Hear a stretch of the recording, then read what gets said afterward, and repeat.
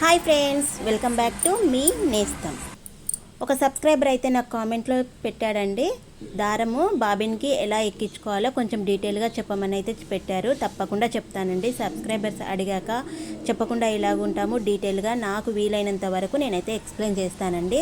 వీడియోలోకి వెళ్ళే ముందు నా ఛానల్ ఎవరైనా సబ్స్క్రైబ్ చేసుకొని వాళ్ళు ఉంటే సబ్స్క్రైబ్ చేసుకొని లైక్ చేయండి.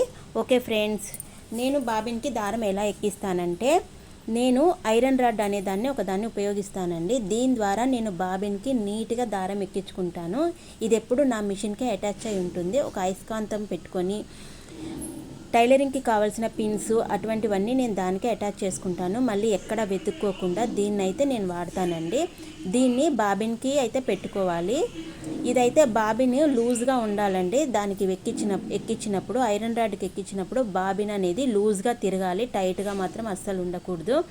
ఇప్పుడు బాబిన్కి ఎక్కించిన దారఫ్రీలు ఉంటుంది కదండి, దాన్ని ఆ వీడియోలో చూపించిన విధంగా పెట్టుకొని అయితే బాబిన్కి చుట్టిన దారాన్ని మనము ఇంకొక చేయితోటి అయితే పట్టుకొని మిషన్కి ఉన్న గిరకకి అటాచ్ చేసి పెడల్ని అయితే తొక్కాలండి. అలా తొక్కడం వల్ల బాబిని ఫ్రీగా మూవ్ అవుతుంది, దారం మొత్తము బాబిన్కి చుట్టుకుంటుంది. మీకైతే డీటెయిల్గా అర్థమైందని అనుకుంటున్నాను. ఇలా చేయడం వల్ల మనకు టైం కూడా సేవ్ అవుతుంది, దారం కూడా బాబిన్కి నీట్గా ఎక్కించవచ్చు. చూసారు కదా ఫ్రెండ్స్, ఇలా అయితే ఎక్కించుకుంటే చాలా బాగుంటుందండి. నా వీడియో కనుక నచ్చినట్టయితే లైక్ చేసి, షేర్ చేసి, సబ్స్క్రైబ్ చేసుకోండి. Bye friends.